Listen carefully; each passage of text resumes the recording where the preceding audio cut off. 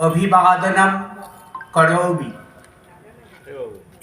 सर्वेभ्यो नमो नमः। আজকের এই মহতী সন্ধ্যায় সাহিত্য বাসরে উপস্থিত পশ্চিমবঙ্গ সরকারের মন্ত্রী সুভদ্র ভাস্কর ভট্টাচার্য মহোদয়, আমার দুই সহকর্মী বিধায়ক খানাকুল এবং গোঘাট বিধানসভার সম্মাননীয় বিধায়ক সুভদ্র সুশান্ত ঘোষ এবং সুভদ্র প্রশান্ত দিগার মহোদয়, উপস্থিত আছেন রহরা রামকৃষ্ণ মিশন বালকাশ্রমের বিদ্যালয়ের প্রধান শিক্ষক মহারাজ স্বামী মুরলী ধরানন্দজি মহারাজ, উপস্থিত আছেন সুভদ্র শিবশঙ্কর বসু, বাচিক শিল্পী সুভদ্র সত্যকাম বাগচি, আবার অগ্রজ কবি জয়দেব চক্রবর্তী এবং এই অনুষ্ঠানের যিনি আয়োজক এবং প্রাণ পুরুষ সুভদ্র সুনীল চক্রবর্তী মহোদয়, সেই সঙ্গে যারা কবি সাহিত্যিক বন্ধু রয়েছেন, যাদেরকে অহরহ আমি শ্রদ্ধা নমস্কার প্রণতি জানাই। আজকের এই অনুষ্ঠানে উপস্থিত হয়েছেন সুভদ্রা মণ্ডলী, বাচিক শিল্পী, সঙ্গীত শিল্পী, সকলকে আমার শ্রদ্ধা নমস্কার শুভকামনা জানাই। সহজ পাঠের সেই বিখ্যাত কবিতা কালো রাতি গেল ঘুচে আলো তারে দিল মুছে। পশ্চিমবাংলার বুকে কাল রাত্রি এক অন্ধকার, নিকষ অন্ধকার, অমাবস্যার অপনোদন ঘটেছে এবং এখানে প্রতিষ্ঠিত হয়েছে এক আলোর সরকার। এই সরকার পশ্চিমবঙ্গকে সোনার বাংলা করবার প্রতিশ্রুতি দিয়েছে এবং এই লক্ষ্যে তারা এগিয়ে চলেছে। আমাদের পশ্চিমবঙ্গ সরকারের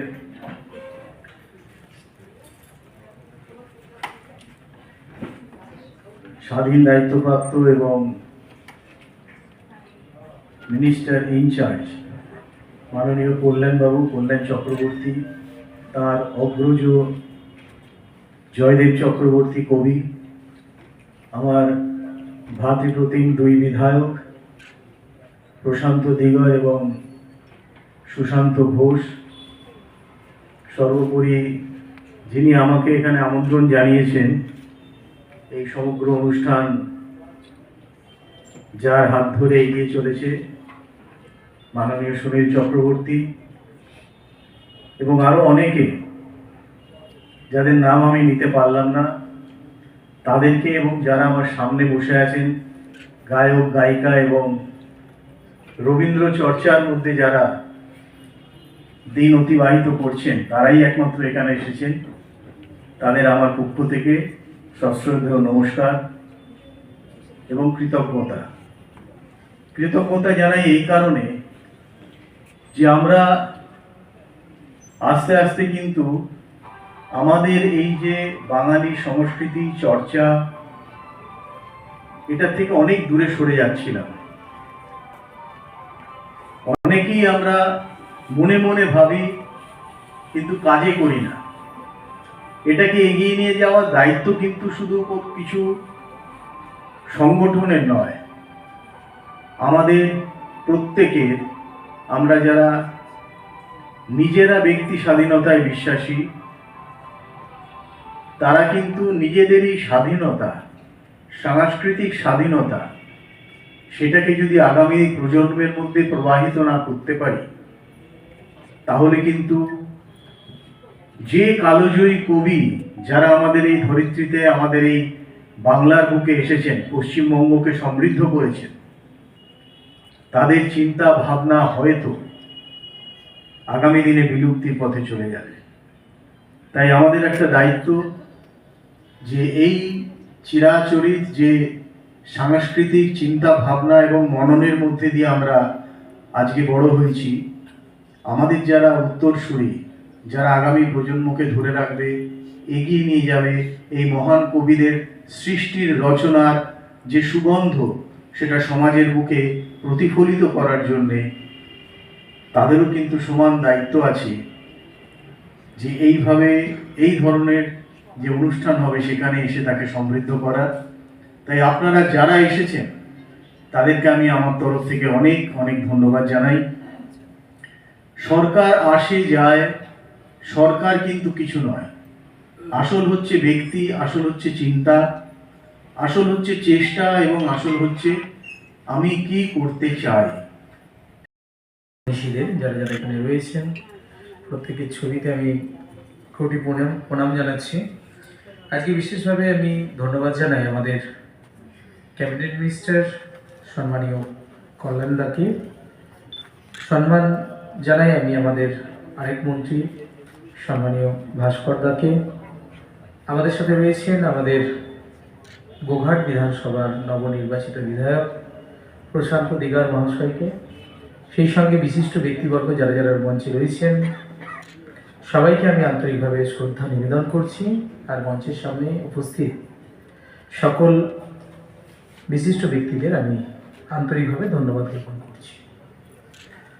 এতক্ষণ ধরে আমি সুনীল বাবুর বক্তব্য শুনলাম, ওনাকে তো বিশেষভাবে ধন্যবাদ জানাই আমাদেরকে আমন্ত্রণ করার জন্য। উনি বলছিলেন যে খানাকুল, খানা খন্দে ভরা, তারই নাম খানাকুল। এই খানাকুলেই জন্মগ্রহণ করেছিলেন রাজা রামমোহন রায়, যাকে নিয়ে আমরা সবাই গর্ব করি। এখন আমাদের পশ্চিমবঙ্গ সরকার নারীদের ক্ষমতায়ন বা নারীদের ক্ষমতা বৃদ্ধির জন্য বিশেষ বিশেষ প্রকল্প নিয়েছে, কিন্তু তৎকালীন সময়ে নারীদের সুরক্ষা দেওয়া আর তাদেরকে সামাজিক অধিকার দেওয়ার যে কাজটা করে গিয়েছিলেন তিনিই রাজা রামমোহন রায়। এই রাজা রামমোহন রায়ের পূর্ণভূমি সত্যি আজও অবহেলিত। না কোনো গেস্ট হাউস আছে, না ওই এলাকাকে সুন্দরভাবে সাজানোর জন্য কোনো পরিকল্পনা আছে, ছিল না। আগে সরকার তো, আমি তো এর আগেও বিধায়ক ছিলাম, বারবার বিধানসভায় এই বিষয়টি নিয়ে দাবি রেখেছিলাম, কিন্তু সরকার কর্ণপাত করেনি। আমাদের নতুন সরকার গঠন হয়েছে, আমি আমার নতুন সরকারের কাছে আমি আমার বিষয়বস্তু রেখেছি যে খানাকুলকে নতুনভাবে সাজাতে হবে। এই খানাকুলের অনেক ইতিহাস আছে, আপনারা হয়তো অনেকেই জানেন না যে ঈশ্বরচন্দ্র বিদ্যাসাগরের আত্মীয় বাড়ি ছিল খানাকুল, আর উনি পায়ে হেঁটে বীরসিংহ থেকে খানাকুলে যাতায়াত করতেন। তো এইরকম খানাকুল, আরামবাগ, গোঘাট রামকৃষ্ণ পরমহংসদেবের জন্মভূমি, তো সেখানে সারদা মায়ের জন্মভূমিও আছে। এই খানাকুল, গোঘাট, আরামবাগ এক সমৃদ্ধশালী জায়গা, কিন্তু এই সমৃদ্ধশালী জায়গা বারবার অবহেলিত থেকেছে। তো আমাদের মন্ত্রী মহোদয় এখানে দুজনেই রয়েছেন, আমি এই মঞ্চ থেকেও রিকোয়েস্ট করছি আপনারা অবশ্যই ভাববেন খানাকুলটাকে নিয়ে। পশ্চিমবাংলার নতুন দিগন্ত খুলে যাবে আপনাদের সকলের হাত ধরে। যারা এখানে সাহিত্যিকগণ রয়েছেন